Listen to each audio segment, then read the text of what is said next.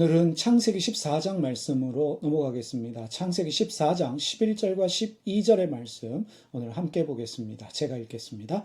내 왕이 소돔과 고모라의 모든 재물과 양식을 빼앗아 가고 소돔에 거주하는 아브람의 조카 롯도 사로잡고 그 재물까지 노략하여 갔더라.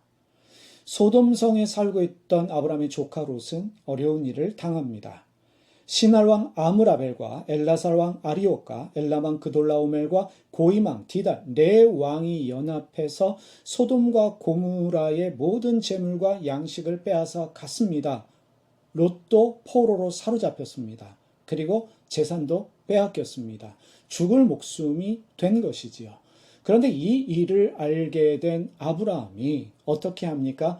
그냥 내버려 둔 것이 아니라 염려만 하고 걱정만 한 것이 아니라 집에서 훈련되어진 사병 318명을 데리고 추격을 합니다. 여러분, 네 왕이 연합해서 전쟁을 일으켰습니다. 큰 전쟁이라고 말할 수 있는데 이 위험한 전쟁에 아브라함은 목숨 걸고 참여합니다. 창세기 14장 14절에서 16절 말씀 공동 번역으로 읽겠습니다. 아브라함은 자기 골육이 끌려갔다는 소식을 듣고 집에서 길러낸 사병 318명을 소집하여 단까지 쫓아갔다. 아브라함과 그의 부하들은 여러 패로 나뉘어 밤을 틈타 그들을 기습 다마스커스 북쪽에 있는 호바까지 추격하면서 모든 것을 되찾았다. 조카 롯과 그의 재물과 부녀자들과 그 밖의 모든 사람들을 되찾아냈다. 아브라함이 318명의 사병들을 이끌고 네 왕의 군대들을 추격해서 마침내 전쟁에서 승리했습니다. 그래서 조카 롯과 그가 빼앗겼던 재산들을 되찾았고 끌려갔던 포로들도 되찾아서 돌아왔습니다. 롯은 죽었던 목숨이 살아났습니다. 그리고 잃었던 재산도 회복이 되었습니다. 내 재산을 다 빼앗긴 사건, 큰일이지요. 큰 사건이라고 말할 수 있습니다. 그러면 여러분, 재산도 빼앗기고 내 목숨도 죽을 만한 그러한 상황이었다면 그 일을 통해서 내 인생을 돌아보는 시간을 가져야 합니다. 사건을 통해서 내 인생을 돌아보는 계기가 되어야 합니다. 그런 기회로 삼아야 합니다. 나는 언제 죽을 줄 모르는 인생이구나. 내 재산이 내 재산이 아니구나. 영원한 것은 아무것도 없구나 라는 것을 깨달아야 합니다. 고민하고 질문하고 성찰할 때 깨달음이 오는 것입니다. 그런데 롯은 자기 인생에 대한 진지한 고민과 질문과 성찰을 하지 않았다는 것을 우리가 짐작할 수 있습니다. 롯이 죽을 뻔한 목숨이 살아났습니다. 잃어버린 재산이 회복이 되었습니다. 어떤 심정이었을까요? 아마도 잃어버렸던 이 재산, 앞으로는 잃어버리는 일이 없도록 더 지켜야겠구나. 재산을 목숨 걸고 지켜야겠구나. 이런 식으로 생각했던 것 같습니다. 어리석게도 미련하게도 나는 내 재산을 지킬 수 있다. 나는 내 목숨을 지킬 수 있다. 이런 식으로 생각했던 것 같습니다. 롯은 가진 게 너무 많습니다.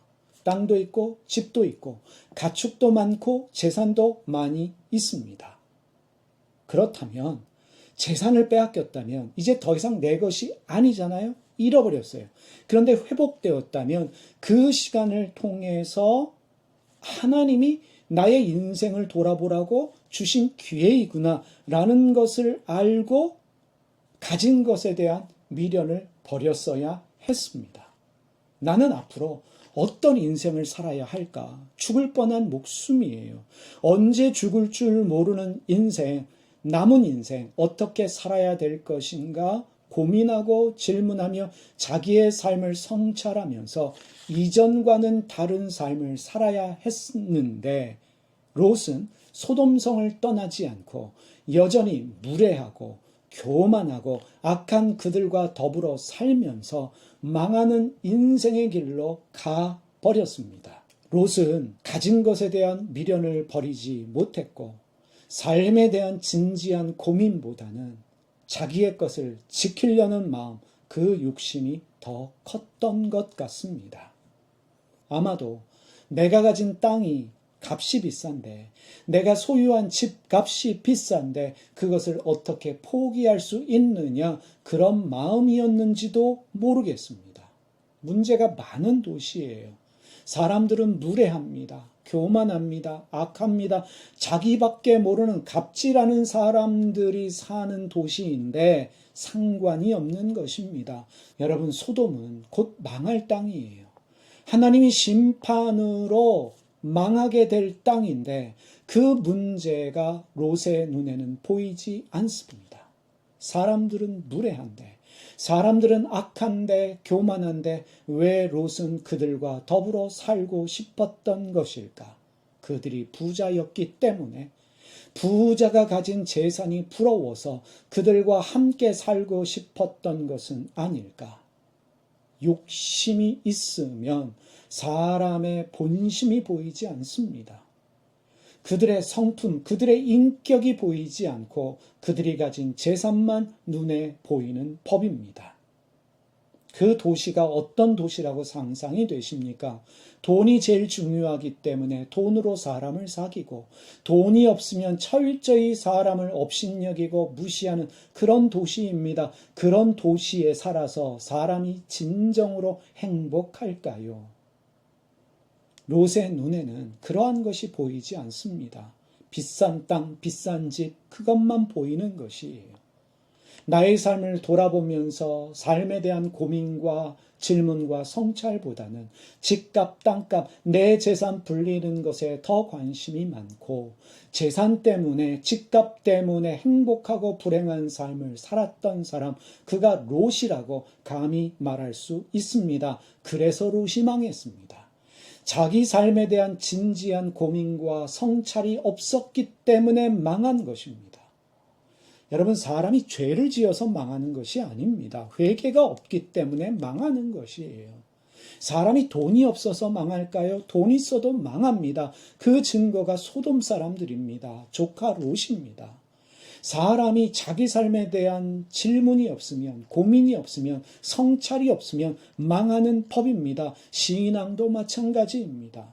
고민 없는 신앙, 질문 없는 신앙, 성찰이 없는 신앙, 그래서 오로지 믿습니다 주여 주여 외치는 신앙이 과연 행복한 신앙일까요? 감히 말씀드릴 수 있습니다. 망하는 신앙입니다. 성장도 없고 성숙도 없는 신앙입니다. 삶이 행복하지 않는 신앙생활이 어떤 의미가 있겠습니까? 여러분, 사건, 사고가 있을 때 나의 삶을 돌아보아야 합니다. 어떤 일이 생길 때 나의 삶에 대한 진지한 고민과 질문과 성찰이 있어야 합니다. 내 것이라 여기는 것들을 빼앗겼을 때, 사기를 당했을 때, 돈 때문에 어려움을 당했을 때에 내가 무엇을 위해 살고 있는지에 대하여 고민하며 내 삶을 돌아봐야 하는 것입니다.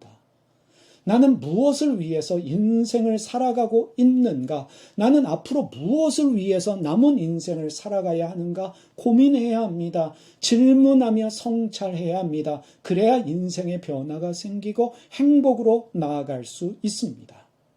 나는 지금 어디에 살고 있는가? 내가 살아가고 있는 곳, 내가 만나는 사람들을 돌아보면서 나는 어떤 사람인지, 나는 왜 여기에 있는지를 스스로 질문하면서 성찰할 수 있어야 합니다.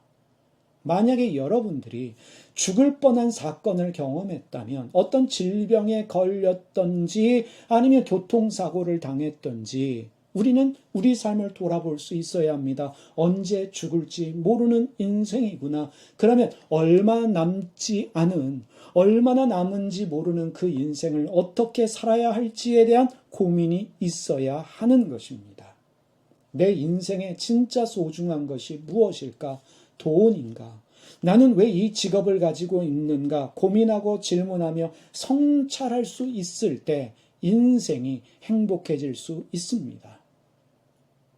평창동 갑부 할머니가 하신 9가지 인생 조언이라는 것이 있습니다. 이분이 부자였기 때문에 이 하신 말씀들이 의미가 있는 것이 아니라 오랜 시간 이 사람 저 사람 만나면서 삶을 경험하고 사람들을 경험하면서 깨달은 것들이기 때문에 우리에게 귀한 조언이 되는 것 같습니다. 그 9가지의 조언을 읽어드리면서 오늘 말씀 마치겠습니다. 이 9가지의 조언을 가지고 여러분 한 번쯤 우리의 인생을 돌아보십시다. 나는 행복한가? 나는 제대로 살고 있는가? 고민하고 질문하고 성찰하면서 오늘보다 좀 나은 내일을 만들 수 있는 여러분과 제가 되었으면 좋겠습니다. 자, 평창동 가부 할머니가 하신 인생 조언이랍니다. 첫 번째, 어떤 사람인지를 알고 싶으면 그의 주변 사람들을 살펴보라. 끼리끼리 유유상종이라는 말처럼 비슷한 사람들끼리 모인다. 두 번째, 힘들 때 내 곁을 지켜준 사람은 잊지 마라. 세 번째, 힘들 때 내 곁을 떠난 사람은 찾지 마라. 네 번째, 기분이 태도가 되지 않도록 하라. 다섯 번째, 한 번 아닌 사람은 평생 아니다. 사람은 고쳐 쓸 수 없다.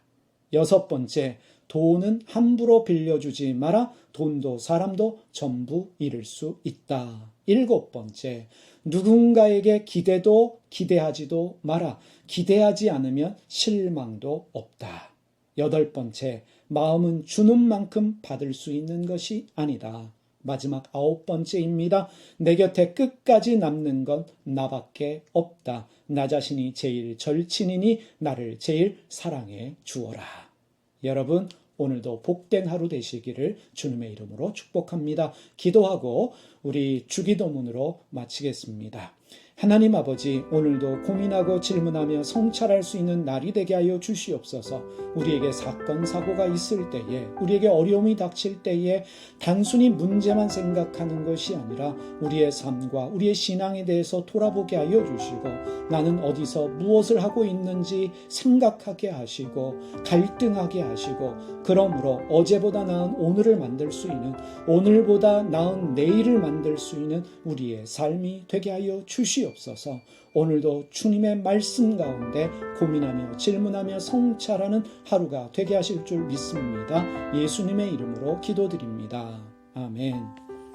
하늘에 계신 우리 아버지, 아버지가 어떤 분인지를 저희에게 보여주시옵소서. 세상을 바로잡아 주시고 아버지의 뜻이 하늘에서와 같이 땅에서도 이루어지게 하소서.